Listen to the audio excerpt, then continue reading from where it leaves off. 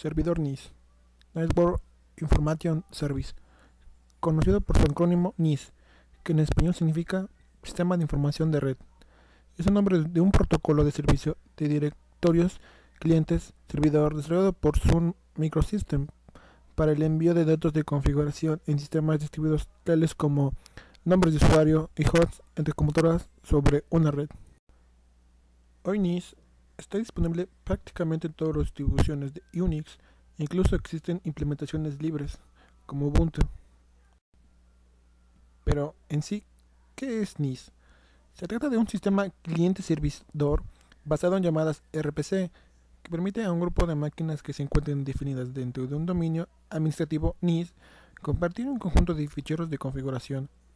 Esto permite al administrador de sistemas, por un lado, configurar clientes NIS de forma minimalista y por otro lado centralizar la gestión de ficheros de configuración en una ubicación, en una sola máquina. ¿Cómo funciona? Existen tres tipos de máquinas dentro del entorno NIS: los servidores maestros, los servidores esclavos y los servidores de NIS. Los servidores actúan como receptores centrales para el lanzamiento de información de configuración. El servidor maestro mantiene una copia maestra de dicha información, mientras que los servidores esclavos mantienen copias de la información maestra por motivos de redundancia. Los servidores se encargan de transmitir la información necesaria a los clientes a petición de estos últimos. Clases de máquinas. Servidor de NIS maestro. Este servidor semejante a un controlador de dominio primario de Windows NT, manteniendo todos los archivos que utilizan los clientes. Los ficheros password, group y algunos otros se encuentran ubicados en el servidor maestro. Nota: resulta posible configurar una máquina para que actúe como un servidor NIS maestro para más de un dominio NIS. No obstante, esta configuración no se va a tratar en esta introducción, en la cual asumimos un entorno NIS de tamaño realmente pequeño. Servidor de NIS esclavos. Semejante a los controladores de backup de Windows, los servidores NIS esclavos se utilizan para proporcionar redundancia en entornos de trabajos donde la disponibilidad del servicio resulta muy importante. Además, se utilizan para distribuir la carga que normalmente soporta un servidor maestro. Los clientes de NIS siempre se asocian con el servidor NIS que posee mejor tiempo de respuesta, y esto también incluye a los servidores de NIS esclavos. Clientes NIS. Los clientes NIS, de forma semejante a los esclavos de trabajo de Windows, se validan contra un servidor NIS. En el caso de Windows NT, se validan contra un controlador de dominio para acceder a dicho sistema. Mientras el servidor maestro no les da acceso al cliente, este no puede acceder a los recursos del sistema.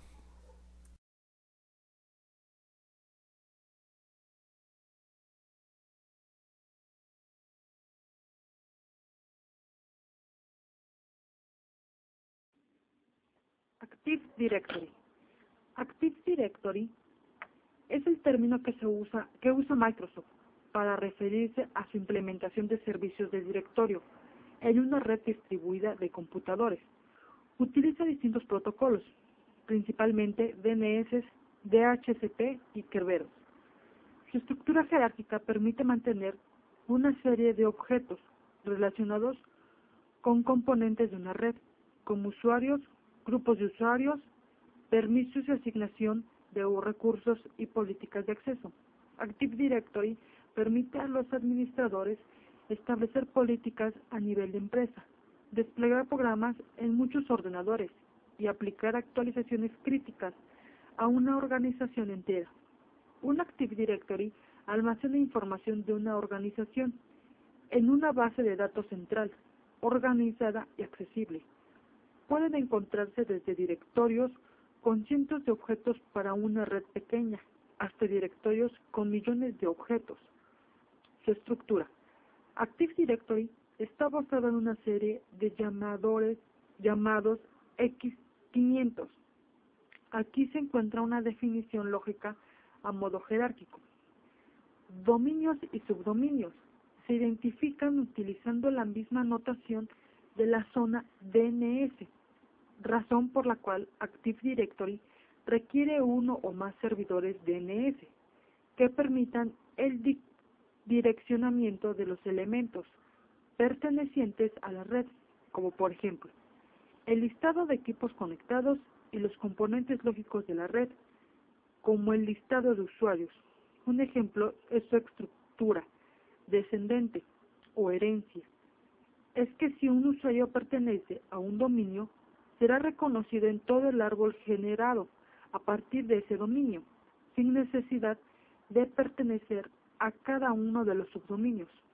A su vez, los árboles pueden integrarse en un espacio común denominado bosque, que por lo tanto no parten el mismo nombre de zona, DNS, entre ellos, y establecen una relación de trust o confianza entre ellos. De este modo, los usuarios y recursos de los distintos árboles serán visibles entre ellos, manteniendo cada estructura de árbol el propio Active Directory. Active Directory se basa en una estructura jerárquica de objetos. Los objetos se marcan en tres grandes categorías. 1. Recursos, por ejemplo, la impresora. 2. Servicios, por ejemplo, el correo electrónico. 3. Usuarios, por ejemplo, cuentas o usuarios y grupos. El Active Directory proporciona información sobre los objetos, la organiza, la controla y establece la seguridad. Cada objeto representa una entidad individual, ya sea un usuario, un equipo, una impresora, una aplicación o una fuente compartida de datos, y sus atributos. Los objetos pueden contener otros objetos.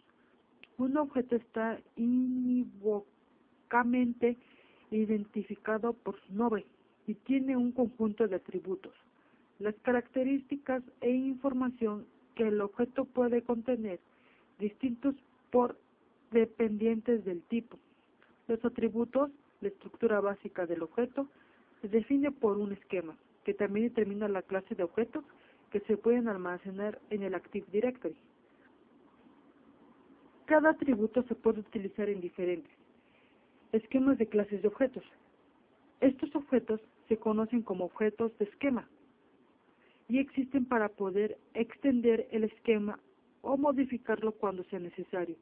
Sin embargo, como cada objeto del esquema se integra con la definición de los objetos del anuncio, desactivar o cambiar estos objetos puede tener consecuencias serias, porque cambiar la estructura fundamental del anuncio en sí mismo. Un objeto del esquema, cuando es alterado, se propagará automáticamente a través de Active Directory, y una vez que se cree puede ser desactivado, no solamente suprimido, sino cambiar el esquema no es algo que se hace generalmente sin un cierto planteamiento.